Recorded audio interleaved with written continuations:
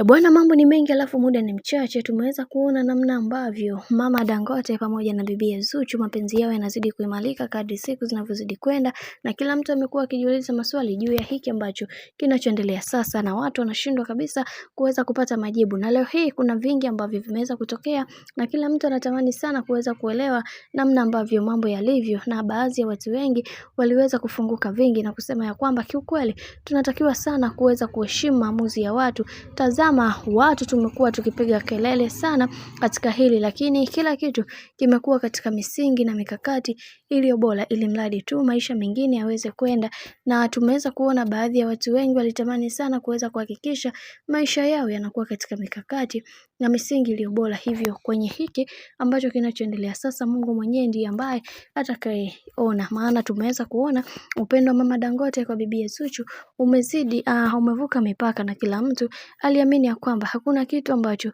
kinachobadilisha maisha kwa bibi Zuchu, ni kutokana tu na ile hali ambayo inayoendelea kwa sasa, kwani kuna vingi ambavyo vipo na kila mtu anatamani kuona kila kitu kikiwa katika mikakati na misingi iliyo bora zaidi, maana kila mtu anaamini ya kwamba Zuchu ni mwanamke bora na ni mwanamke ambaye anapendwa sana na jamii pamoja na familia yake kiujumla. Haijalishi watu watalionaje, haijalishi kuna kitu gani ambacho kitakachokuja kutokea, ila yote ya yote kila kitu kitakwenda kuwa sawa kama ambavyo ilivyoweza kupangwa kipindi cha nyuma. Bwana, mambo ni mengi sana. Mimi naomba nikusihi kitu kimoja, kama ndo mara yako kwanza kufuatilia